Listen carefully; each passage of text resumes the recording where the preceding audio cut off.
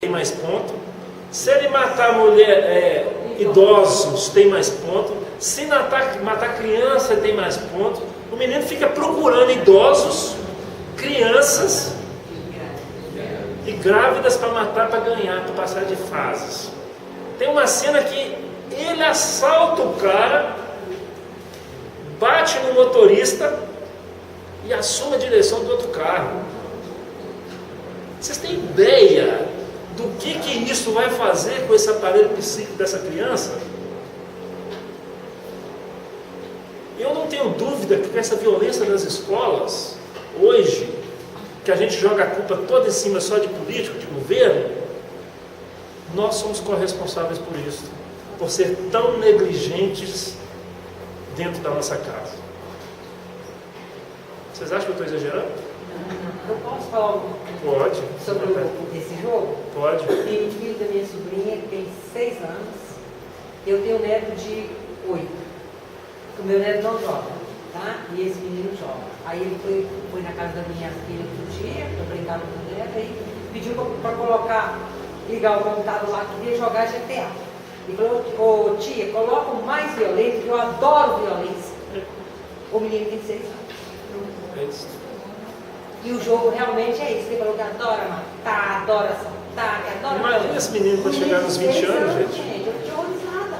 Eu ainda falei com a minha filha, corta a amizade dos dois, porque não tem nada a ver uma educação com a outra. E eu falo uma coisa para vocês, isso é muito mais grave do que seu filho fumar um baseado. Não, isso eu já sei que é.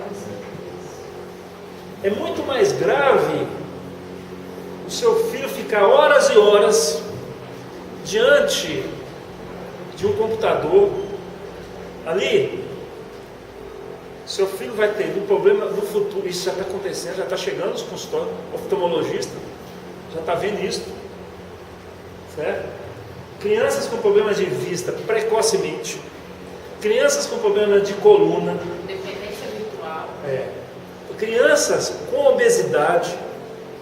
Eu atendi um garoto uma vez que eu nunca mais esqueci desse garoto. Até tem uns 15 anos que eu atendi esse garoto, eu nunca mais atendi ele. Que eu vi o que a família estava fazendo com esse menino. A família me procurou, um garoto de 13 anos. Quais eram os sintomas? O menino já tinha ficado um ano numa psicóloga, não tinha evolução nenhuma. Aí me descobriram, tal, me procuraram. Aí o garoto chegou para mim, garoto grande, de 13 anos, ele é quase do meu tamanho, gordo, problema de obesidade, problema de transtorno de déficit de atenção e hiperatividade.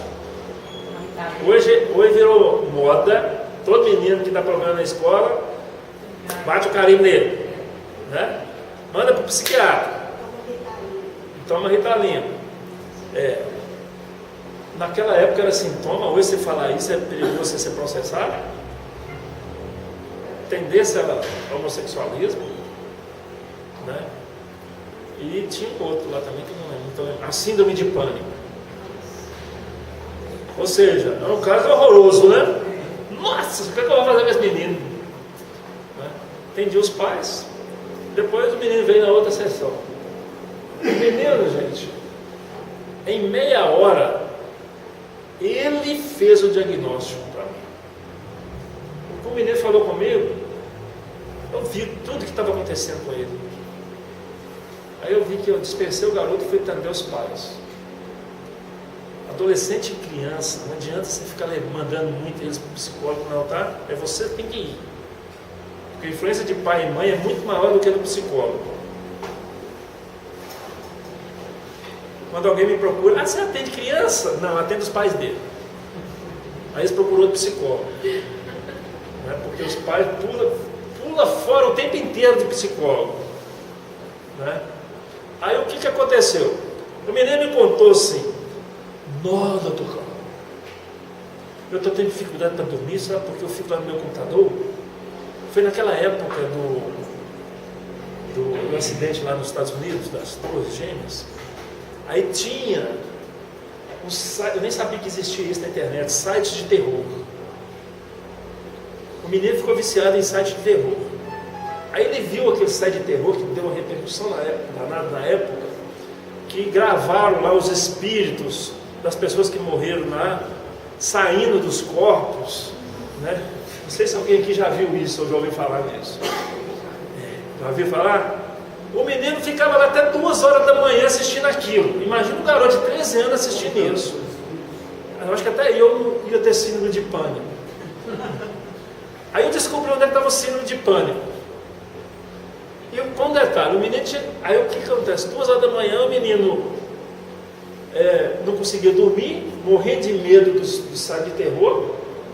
Ele ia dormir na cama da mãe.